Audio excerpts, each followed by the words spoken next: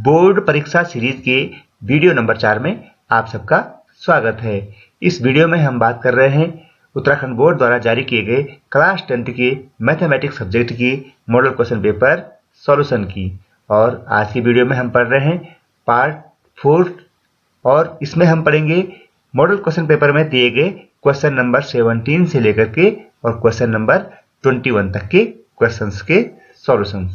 Dear students, इससे पहले वाले जो प्रश्न है यानी क्वेश्चन 1 से और 16 तक के प्रश्न हमने 3 वीडियोस के माध्यम से आपको बताए हैं। आपने वो वीडियोस अवश्य देखे होंगे और मुझे उम्मीद है कि आपको उनसे काफ़ी हेल्प मिली होगी अपनी बोर्ड परीक्षा तैयारी में। यदि आपने वो वीडियोस अभी तक नहीं देखे हैं तो उनका लिंक मैंने डिस्क्रिप्शन में दे दिया है और आप उन वीडियोस को देख सकते हैं। उनसे आपको जानकारी मिलेगी कि आप अपनी बोर्ड परीक्षा में किस तरह से प्रश्नों के हल लिखेंगे। तो आप उन वीडियोस को अवश्य देखें। आज की वीडियो में हम बात करेंगे क्वेश्चन नंबर 17 से लेकर के और क्वेश्चन नंबर 21 तक के क्वेश्चंस की। इस सेक्शन में आपको 5 क्वेश्चन पूछे जाते हैं और प्रत्येक क्वेश्चन के लिए आपको मिलते हैं 4 मार्क्स। तो इस प्रकार से पार्ट 4 में आपको टोटल 20 मार्क्स के क्वेश्चन पूछे जाएंगे और इन 5 प्रश्नों में आपको देखेंगे आप तो कुछ इंटरनल चॉइस भी दी गई होती हैं। जैसे क्वेश्चन नंबर 18 में भी एक चॉइस दी गई है और क्वेश्चन नंबर 19 में भी एक चॉइस दी गई है। तो कुल मिलाकर के 7 क्वेश्चन हैं इस सेक्शन में। आपको 5 ही करने हैं, लेकिन इंटरनल चॉइस वाले प्रश्नों में से ही कोई एक प्रश्न आपको छोड़ना होगा। देख लेते हैं कि जो ये 4 मार्क्स के क्वेश्चन हैं ये आपको किन किन पार्टों से पूछे जाएंगे। तो देखेंगे एक क्वेश्चन जो है वो है रैखिक समीकरण से, उसी प्रकार से एक क्वेश्चन आपका समांतर श्रेणी से है, एक क्वेश्चन निर्देशांक ज्यामिति से है, एक क्वेश्चन त्रिकोणमिति से है और एक क्वेश्चन मेंसुरेशन से वृत्तों के क्षेत्रफल संबंधी पार्ट से है। तो ये 5 प्रश्न बहुत ही इंपॉर्टेंट है। आइए आज का जो हम क्वेश्चन करने जा रहे हैं, पहला क्वेश्चन वो है समांतर श्रेणी वाले पार्ट से और पेपर में इसका क्रमांक है 17। तो स्टूडेंट्स, आप देख रहे हैं कि इस सेक्शन में क्वेश्चंस भी बड़े होंगे, उनके आंसर्स भी आपको काफ़ी डिटेल में लिखने होंगे। तो यदि हम इसी वीडियो के माध्यम से सारे प्रश्नों को हल कर लेंगे तो यह वीडियो बहुत लंबा हो जाएगा। तो मैं कोशिश करूंगा कि एक एक करके आपको सारे प्रश्न समझाऊंगा, यानी कि एक वीडियो के माध्यम से मैं आपको एक प्रश्न समझाऊंगा। तो आज की वीडियो में हम बात करेंगे क्वेश्चन नंबर 17 की और जो है समांतर श्रेणी से। प्रश्न दिया गया है कि यदि किसी एपी के प्रथम 7 पदों का योग 49 है और प्रथम 17 पदों का योग 289 है तो इसके प्रथम n पदों का योगफल ज्ञात कीजिए। तो ये बहुत ही आसान प्रश्न है, मौखिक रूप से भी आप इसका हल कर सकते हैं। अगर यह प्रश्न 1 अंक का पूछा गया होता या मल्टीपल चॉइस क्वेश्चन होता तो आप मौखिक ही इसका हल बता सकते थे। कैसे? देखें, प्रथम 7 पदों का योग है 49, 7 का स्क्वायर 49 है, तो जो जितने पद हैं उनका वर्ग कर दिया। इसी प्रकार 17 पदों का वर्ग होता है, 17 का वर्ग होता है 289 और 17 पदों का योग भी है 289। तो अगर आपसे पूछा गया होता कि 10 पदों का योग कितना होगा तो आप लिख लेते 10 का वर्ग होता है 100, तो 10 पदों का योग हो जाएगा 100। इसी प्रकार अगर 12 पदों का योग पूछा गया होता तो 12 का स्क्वायर होता है 144, तो आप लिख सकते थे 12 पदों का योग 144।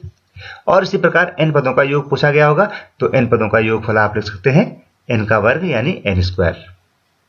लेकिन यहाँ पर प्रश्न 4 अंक का है तो आप सिर्फ एक लाइन में इसका उत्तर लिख करके नहीं छोड़ सकते, आपको इसमें ऐसे में आपको कोई भी अंक नहीं मिलने वाला। तो हमें इसका पूरा सॉल्यूशन करना है, सूत्र के माध्यम से इसको हल करना है। तो आइए देखते हैं कैसे हम इसको हल करेंगे। सबसे पहले आप जानते हैं कि समांतर श्रेणी के n पदों का योग, तो n पदों का योग क्या होता है? Sn is equal to n/2 2a plus n-1 into d। यहाँ पर आप देख लेंगे कि अगर आपको n पदों का योग निकालना है तो n की वैल्यू भी पता होनी चाहिए, a यानी प्रथम पद पता होना चाहिए और d यानी AP का सार्वंतर भी पता होना चाहिए। लेकिन इस प्रश्न में आप देखेंगे न तो प्रथम पद दिया गया है और न सार्वंतर दिया गया है। तो आप सबसे पहले ये मान लेंगे कि माना प्रथम पद श्रेणी का a है और उसका सार्वंतर है d। तो अगर हम a और d के माध्यम से इसका 7वां पद निकालें तो n की जगह हमें रखना पड़ेगा 7, तो 7 पदों का योग S7 हो जाएगा, n/2 की जगह 7/2, 2a प्लस n-1। n-1 का मतलब n का वैल्यू है 7, तो 7 में से 1 घटाएंगे तो हो जाएगा 6d। तो 7 पदों का योग हो जाएगा 7/2 और ब्रैकेट में 2a प्लस 6d। अब आप देख रहे हैं ब्रैकेट के अंदर 2 और 6 है, इनमें 2 कॉमन है, तो हम इसको लिख सकते हैं S7 = 7/2 तो पहले से था, इंटू ब्रैकेट से 2 कॉमन ले लिया और अब ब्रैकेट में बच गया a प्लस 3d। यहां से हमें क्या आसानी होगी, 2 से 2 कट गया और जो 7 पदों का योग हमें बचा S7 = 7 और ब्रैकेट में a प्लस 3d। अब आप क्वेश्चन में देखेंगे तो क्वेश्चन में 7 पदों का योग दे रखा 49, यानी जो 7a प्लस 3d है इसकी वैल्यू हम लिख सकते हैं 49 और यहां से a प्लस 3d की वैल्यू हमको मिल जाएगी 49/7। 7 से डिवाइड कर देंगे 49 को तो ये डिवाइड होगा 7 बार और जो हमारे पास एक इक्वेशन आ रही है a प्लस 3d = 7, यह a और d में एक रैखिक समीकरण आपको मिल गई और एक ऐसी समीकरण आपको सवाल की जो दूसरी शर्त है 17 पदों का योग 289 है, उससे भी आप एक ऐसी इक्वेशन प्राप्त करेंगे और फिर हम अपने प्रश्न को आगे हल करेंगे। तो देखेंगे दूसरी कंडीशन में हमारे पास कौन सी समीकरण बनती है। यहां पर आपको n = रखना होगा 17 और अगर आप n = 17 रखते हैं तो जो ये फॉर्मूला हो जाएगा S17 = 17/2 और ब्रैकेट में 2a प्लस 17-1 यानी 16d। फिर से आप देख रहे हैं 2 कॉमन आ रहा है तो S17 = हो जाएगा 17/2 तो पहले से है, इंटू 2 ब्रैकेट से कॉमन लिया और ब्रैकेट में बच जाएगा a प्लस 8d। 2 से 2 फिर से कटा तो इक्वेशन हो गई S17 = 17 इंटू ब्रैकेट में a प्लस 8d। फिर आप क्वेश्चन में देखेंगे इसकी वैल्यू दे रखी है 289, तो S17 की वैल्यू है 289 तो हम लिख सकते हैं 17 इंटू a प्लस 8d = 289। अब क्या करेंगे, a प्लस 8d की वैल्यू लेफ्ट हैंड साइड में 17 से डिवाइड कर देंगे 289 को, तो हम लिखेंगे a प्लस 8d = 289/17 और 17 से 289 कटेगा आपका 17 टाइम्स, तो इक्वेशन हो जाएगी a प्लस 8d = 17। राइट, तो 2 इक्वेशन हमें मिल गई हैं। अब ये जो रैखिक समीकरण का क्वेश्चन हो गया, पहले समीकरण है a प्लस 3d, इसको लिख दिया हमने इक्वेशन 1 और दूसरी a प्लस 8d = 17, ये हो गई इक्वेशन नंबर 2। अब ये बहुत जनरल इक्वेशन हो गई। अगर आप समीकरण 2 से समीकरण 1 को घटा देंगे तो a से a कट जाएगा और यहां से हमें d की वैल्यू प्राप्त हो जाएगी, तो आपको लिखना पड़ेगा समीकरण 2 से समीकरण 1 घटाने पर, घटाएंगे तो a से a कट गया और 8d में से अगर आप 3d घटाएंगे तो आपको मिलेगा 5d और 17 में से अगर आप 7 घटा देंगे तो आपको मिलेगा 10। तो बहुत आसान हो गया, 5d = 10, इसका मतलब d = 2। तो जो AP है उसका सारवांतर आपने निकाल दिया, उसका मान हो गया 2।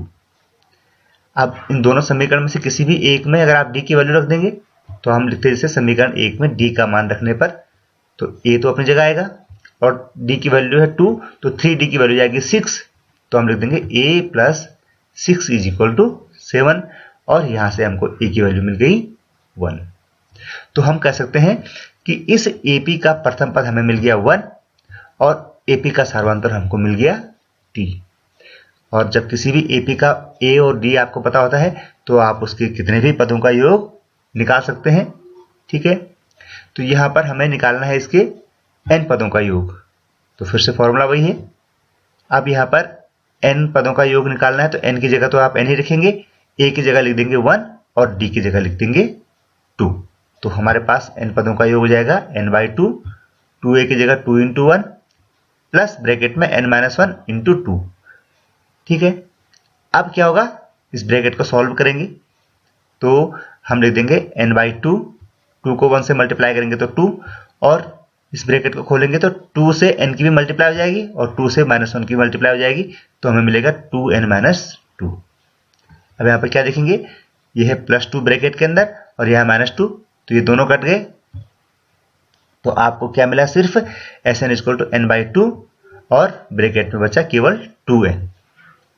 यहां पर भी आपको क्या दिख रहा है, 2 से ये 2 कट गया तो आपके पास मिला Sn इज इक्वल टू यहाँ से n इंटू n। और फाइनली हम लिख देंगे कि Sn यानी n पदों का योग बराबर हो गया n इंटू n यानी n स्क्वायर। और यही हमारे प्रश्न का उत्तर है। जैसे हमने शुरू में बताया था कि n पदों का योग n स्क्वायर होगा, लेकिन पूरे तरीके से इसको अगर हम सॉल्व करेंगे तभी हमको 4 नंबर मिल पाएंगे। तो स्टूडेंट्स, आशा है कि आप इस क्वेश्चन का आंसर समझ गए होंगे। वीडियो को हम यहीं पर रोकते हैं और कल मैं लेकर के आऊँगा एक और वीडियो जिसमें हम पढ़ेंगे क्वेश्चन नंबर 18 का सॉल्यूशन।